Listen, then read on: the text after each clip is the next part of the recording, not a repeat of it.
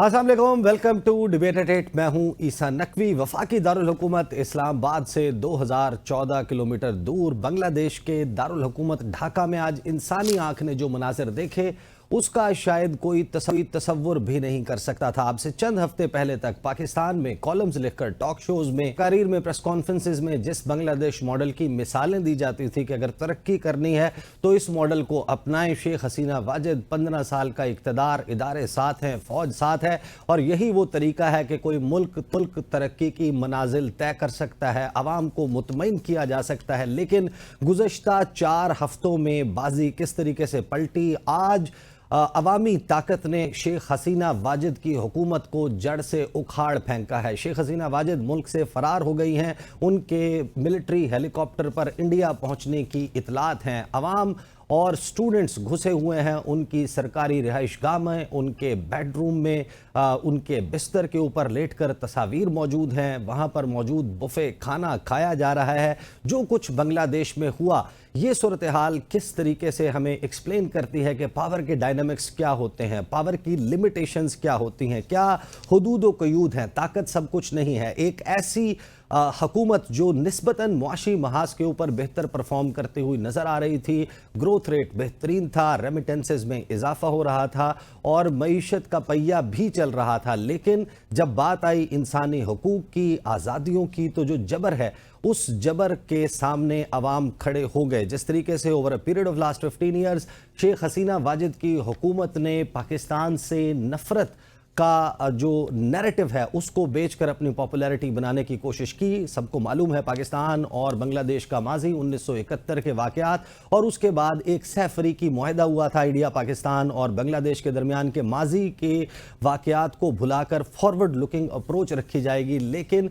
शेख हसीना वाजिद और उनकी सियासी जमात उन वाक़यात से निकलने को तैयार ही नज़र नहीं आती थी, बल्कि उसी नफरत की बुनियाद पर अपने इक़्तिदार को कायम व दायम रखना की कोशिश करते हुए नज़र आ रहे थे। गुज़श्ता 15 सालों में जमात इस्लामी पर पाबंदी हो, अब्दुल कादिर मुल्ला समेत जमात इस्लामी के लीडर्स को फांसी का मामला हो, ये वो तमाम मामलात थे। लेकिन एक माह पहले बांग्लादेश की हाई कोर्ट ने फैसला दिया कि जो हुकूमती पॉलिसी है कि सरकारी नौकरियों में 30% कोटा वॉर वेटरन्स और उनकी फैमिलीज़ के लिए रखा जाएगा। अवाम ने इसके ऊपर एहतजाज शुरू किया और उस एहतजाज में 200 से ज़ायद तलबा जो हैं वो मारे गए। पुलिस और फौज का बर्बरियत आमेज़ जो है वो सलूक और रवैया देखा, उनको कुचलने की कोशिश की गई और हसीना वाजिद जो बड़ी पुरएतमाद थी कि इदारे मेरे साथ हैं और इन इदारों के बलबूते पर मैं किसी भी अवामी अपराइजिंग को कुचल सकती हूँ, वो उनको दहशतगर्द करार देती रही। मुल्क में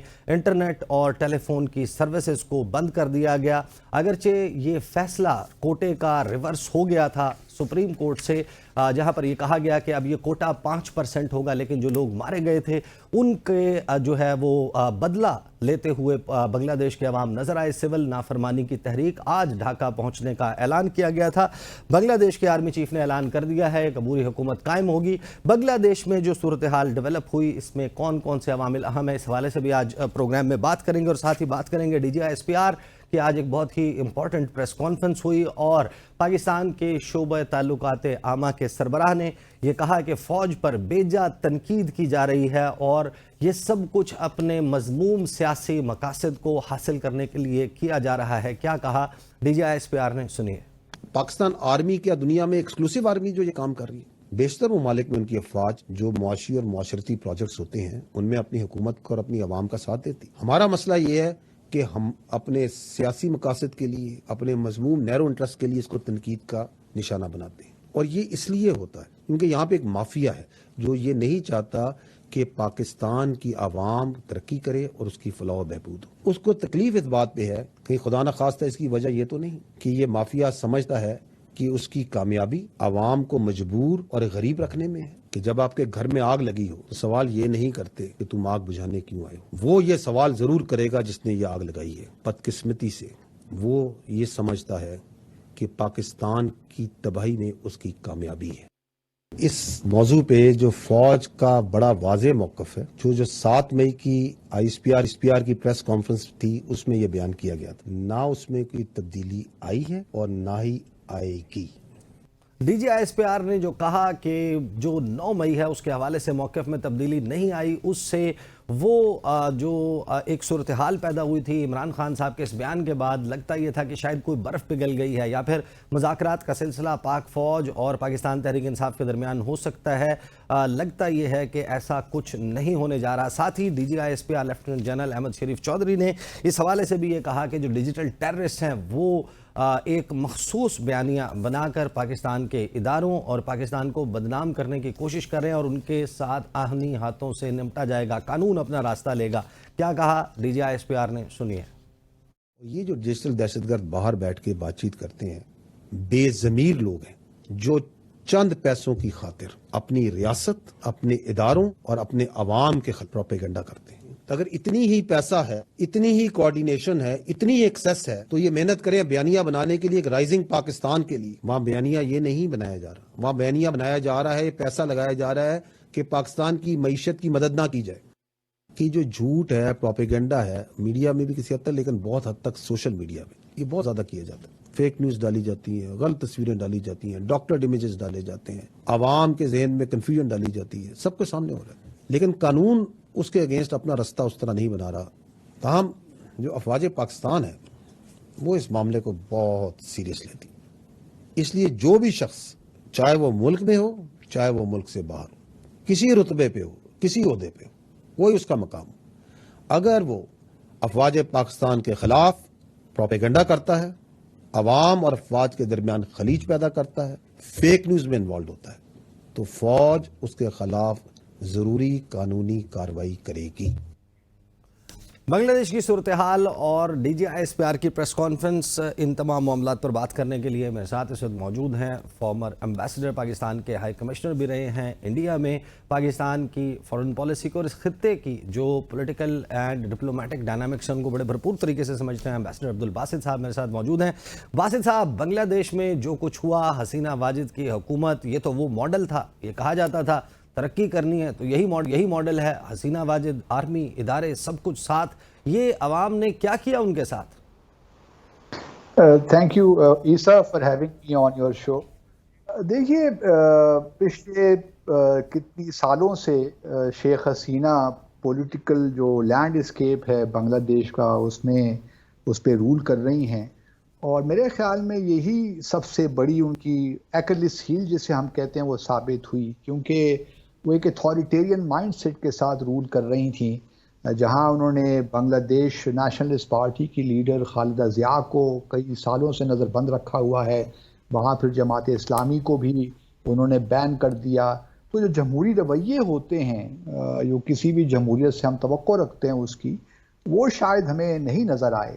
گو کہ اکنامیکلی بنگلہ دیش نے بہت اچھا طریقے سے پرفارم بھی کیا، لیکن ایک سیاسی سفوکیشن آپ کو ان کے پورے نظام میں نظر آتی ہے، اور اسی وجہ سے بی این پی نے پچھلے 3 الیکشنز میں حصہ ہی پارٹیسپیٹ ہی نہیں کیا، اور ان کا مطالبہ یہی تھا کہ جب تک ایک نیوٹرل سیٹ اپ کے تحت انتخابات نہیں ہوتے ہم انتخابات میں پارٹیسپیٹ ہی نہیں کریں گے۔ تو میرا خیال میں یہ ساری کیمولیٹ کا ایفیکٹ ہے، اور پھر جب یہ کوٹا سسٹم کے بارے میں، یہ جو مکتی بہانیوں کو کوٹا سسٹم، ان کو جابز اور ان کی فیملی کے لیے جابز، جب یہ سارے ایک شروع ہوئے ڈیمانسٹریشنز اور 300 بندوں کی ہلاکت، یہ بہت بڑا نقصان تھا۔ اگر یہ نہ ہوتا، تھوڑا بہت ریسٹرینٹ معاملہ ہوتا تو شاید بات یہاں تک نہ پہنچتی، لیکن یہ جو 300 طلباء اس میں ساری مہم میں جہاں بھاگ ہوئے، اس نے میرے خیال میں چیزوں کو آؤٹ آف کنٹرول کر دیا شیخ حسینہ کے لیے۔ گویا پولیٹیکلی اگر ہینڈل نہ کیے جائیں معاملات تو اس نہج پر بھی پہنچ سکتے ہیں۔ باسط صاحب، آپ اقوام عالم کی اور مختلف ادوار میں جو تحریکیں چلائی گئی ہیں،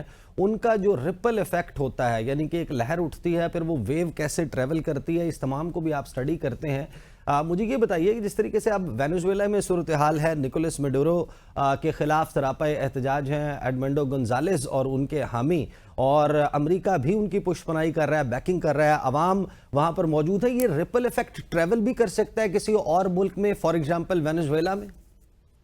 وینزویلا میں تو ڈیمانسٹریشن کافی عرصے ہو رہے ہیں، کیونکہ وہاں بھی جو مدورو کی انتخابات ہوئے اس کو اپوزیشن نے تسلیم کرنے سے انکار کر دیا۔ پریسائسلی یہی ایگزیکٹلی ہوا جب جنوری میں بنگلہ دیش میں انتخابات ہوئے تو یو ایس نے خاص طور پہ اور باقی بھی کچھ ویسٹرن ممالک نے ان انتخابات کو ماننے سے انکار کر دیا تھا شیخ حسینہ کے، اور کویسچنز ریز کیے تھے، بڑے سیریس کویسچنز کیے. جو آؤٹ کم ہوا ہے ہمیں اسی وجہ سے ہم دیکھتے ہیں کہ شیخ حسینہ بہت نالاں بھی تھی امریکہ کی جانب سے. تو اس کا ریپل ایفیکٹ ہو سکتا ہے دنیا بھر میں، لیکن ہر ملک کی اپنی اپنی خاص سچویشن ہوتی ہے، اور اسی کے حوالے سے ہی کچھ کہا جا سکتا ہے. اگر خاص ملک کو آپ ڈسکس کرتے ہیں، وینیزویلا میں تو بڑے عرصے سے یہ معاملات چل رہے ہیں، اور وہاں پہ چونکہ اکنامک سچویشن بھی اس طرح نہیں ہے، حالانکہ oil one of the largest oil producing countries, 304 ارب بیرل کروڈ ریزروز رکھنے والا ملک، اس کو گھٹنوں پر امریکہ نے بٹھایا ہوا ہے. تو یہ مجھے یہ بتائیے، پاکستان بھی ایک مخصوص سیاسی صورتحال سے گزر رہا ہے، اور آپ نے مینشن کیا کہ بنگلہ دیش میں جو کوٹا سسٹم ہے وہ اتنا بڑا معاملہ نہیں تھا، پولیٹیکلی ہینڈل کیا جاتا، اور اس میں ایک ڈکٹیٹوریل مائنڈ سیٹ کے ساتھ نہ چلا جاتا تو شاید ہینڈل کیا جا سکتا تھا. تو یہاں پر جو مذاکرات ہیں، کیا آپ کو نہیں لگتا کہ حکومت نیڈز ٹو انڈرسٹینڈ دس کہ بہت سارے معاملات ہیں ان کو سافٹلی یا پولیٹیکلی بھی ہینڈل کیا جا سکتا ہے؟ بالکل کیا جا سکتا ہے، کچھ بہتر طریقے سے کیا جا سکتا ہے. اور ہر چیز میں اگر آج ہمارے ہاں بھی سیاسی ہیجان یا خلجان کی صورتحال ہے، تو ہمارے ہاں تو میں سمجھتا ہوں کہ مسائل زیادہ گمبھیر ہیں. ہمارے ہاں تو جو دہشت گردی نے پچھلے کچھ مہینوں سے سر اٹھا رکھا ہے، جس طریقے سے ہمارے ٹی ٹی پی ایکٹیو ہے یہاں پہ، افغانستان کے ساتھ جس طرح ہمارے تعلقات کی نوعیت ہے، پھر بھارت کے ساتھ جو ہماری ایک ہاسٹیلیٹی چل رہی ہے، تو ہمیں تو زیادہ کیئرفل ہونا چاہیے میں سمجھتا ہوں. اور میں امید کرتا ہوں کہ جو ہمارے کرتا دھرتا ہیں، جو لوگ اقتدار میں ہیں، وہ اس بات کو سمجھیں گے اور کوئی مزید پاکستان کو اس طرف نہیں دھکیلیں گے جہاں ہمیں یہ خدا نخواہ مدہن، جہاں ہمیں ایسی صورتحال کا سامنا کرنا پڑے جہاں سے چیزیں irretrievable ہو جاتی ہیں. انشاءاللہ لیٹس ہوپ کہ تھنگز ول گیٹ بیٹر. لیکن جہاں تک بنگلہ دیش کا تعلق ہے، اس میں اگر آپ دیکھیے تو اس وقت بھی بھارت کا جو میڈیا ہے، اور بھارت خود بہت پریشان ہے کہ کس طرح اس صورتحال کو ہینڈل کرے، کیونکہ وہاں بھی یہ توقع نہیں رکھ رہے تھے کہ صورتحال اس طرح اس تیزی کے ساتھ بگڑے گی. اور چونکہ انہوں نے شیخ حسینہ میں بہت انویسٹ بھی کر رکھا ہے، تو ان کے لیے بھی ایک سچویشن تو کریٹ ہوئی ہے. اور اگر جی ہاں، تو یہ کافی معاملات گھمبیر ہیں بھارت کے لیے بھی. صحیح، یہ سچویشن کریٹ ہوئی ہے. باسط صاحب یہ بتائیے گا، میں نے ابھی D G S P R کی پریس کانفرنس کا حوالہ بھی دیا، اور آپ نے بھی سنا ہوگا آج جو انہوں نے گفتگو کی ہے، اس گفتگو سے آپ نے کیا تاثر لیا؟ ویسے تو آپ خاصے انفارمڈ آدمی ہیں، اور پاکستان کے ڈیسیجن میکرز جو ہیں ان کے ساتھ آپ کے رابطے بھی رہتے ہیں. ذرا یہ بتائیے کہ وہ جو گنجائش نکل سکتی تھی عمران خان کی یہ پوزیشن لینے کے بعد، کہ وہ تنقید ان کی was not directed towards the institution, مذاکرات کے لیے تیار ہیں، انہوں نے تھوڑا سا ٹون ڈاؤن کیا تھا، کائنڈ آف سٹیپ بیک کیا تھا. آج کی جو پریس کانفرنس ہے، اس سے آپ نے کیا تاثر لیا ہے کہ مذاکرات ہوں گے نہیں ہوں گے؟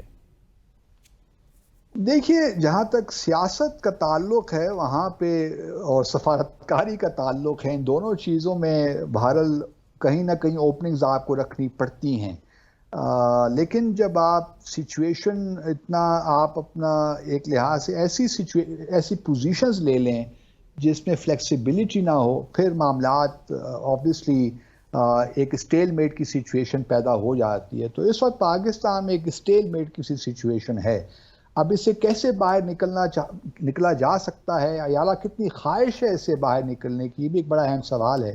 کیونکہ کچھ لوگوں کا خیال ہے کہ پاکستان ایک اسٹیبلٹی کی طرف آہستہ آہستہ جا رہا ہے، یہاں پہ انویسٹمنٹ بھی آ رہی ہے، کرنٹ اکاؤنٹ ڈیفیسٹ کم ہوا ہے، شاید ہماری ایکسپورٹس ہی بڑھنا شروع ہو جائیں. تو اکنامک چیلنجز اگر ہم نے ہینڈل کر لیے تو اس سے شاید سیاسی صورتحال بھی ٹھیک ہو جائے گی. تو شاید ہمیں اتنا زیادہ ضرورت نہیں پڑے گی کہ ہم پی ٹی آئی کے ساتھ کوئی نیگوسیشنز کریں.